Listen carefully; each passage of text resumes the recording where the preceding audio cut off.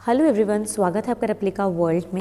ऐसा कहते हैं ना कि नाइंसाफ़ी की भी हद है, पर कुछ नाइंसाफ़ी ऐसी होती हैं जिनकी कोई हद नहीं होती, और ऐसी ही नाइंसाफ़ी की है केंद्रीय विद्यालय ने। और केंद्रीय विद्यालय के बारे में तो क्या ही कहा जाए। जब पीजीटी का रिज़ल्ट आया था और भी रिज़ल्ट आए थे, तब ऐसा बहुत सुनने को मिला था कि बहुत सारे ऐसे कैंडिडेट्स थे जिनके मार्क्स बहुत अच्छे थे और इंटरव्यू भी अच्छा हुआ था, उसके बाद भी सिलेक्शन नहीं हुआ।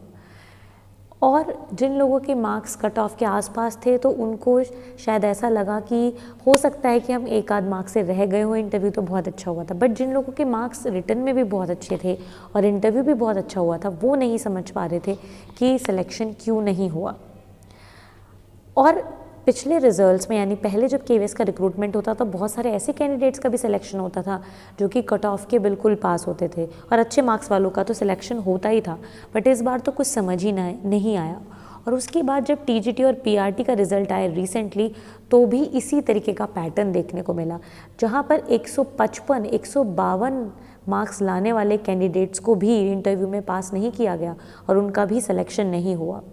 150 से ऊपर जितने भी लोगों के मार्क्स थे पीआरटी में या टीजीटी में, उनको बहुत कम मार्क्स चाहिए थे इंटरव्यू में। लगभग हम कह सकते हैं 35 या 35 प्लस मार्क्स उनको चाहिए थे 60 में से इंटरव्यू में। तो जो कैंडिडेट्स रिटर्न में इतने अच्छे मार्क्स ला सकते हैं, क्या इंटरव्यू में वो इतना भी नहीं कर पाए कि उनके इतने कम मार्क्स यानी कि 30-35 मार्क्स भी आ जाएं? और चलिए मान लेते हैं कि कुछ कैंडिडेट्स ऐसे होंगे जो शायद घबरा गए होंगे, पर क्या सभी कैंडिडेट जिनके रिटर्न में अच्छे मार्क्स आए वो इंटरव्यू में अच्छा नहीं करके आए होंगे? या फिर बात रिटर्न की भी नहीं है, रिटर्न में अगर आपके ठीक ठाक मार्क्स भी हैं तो कई बार इंटरव्यू में आप इतना अच्छा करते हैं कि आपका सिलेक्शन हो जाता है, बट ऐसे किसी भी कैंडिडेट का सिलेक्शन नहीं हुआ। तो इससे पता चलता है, जाहिर सी बात है कि नाइंसाफ़ी हुई है। मैं ये नहीं कहती हूँ कि जितने भी लोग सेलेक्ट हुए हैं वो गलत तरीके से सेलेक्ट हुए हैं, बट कुछ ना कुछ ऐसे कैंडिडेट्स ज़रूर हैं जो कि गलत तरीके से सेलेक्ट किए गए हैं डेफिनेटली। और इन सब चीज़ों से जो कंप्लेंट्स हैं, जो वीडियोज़ हैं यूट्यूब पे, जो कमेंट सेक्शंस हैं, जो ट्वीट्स हैं, वो सब भरे पड़े हैं। तो इस बात में पूरी तरीके से सच्चाई है।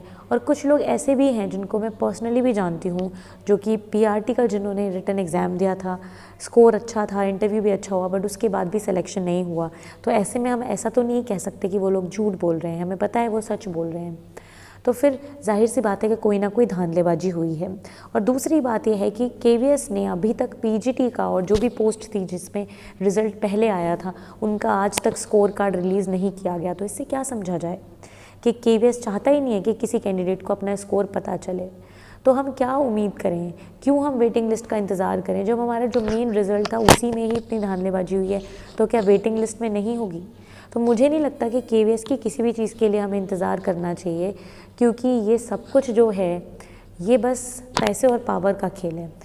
और कुछ लोगों के लिए तो डेफिनेटली है, मैं ये नहीं कहती कि सभी लोग इसी तरीके से सिलेक्ट हुए हैं, बट हाँ, धांधलेबाजी पक्का हुई है।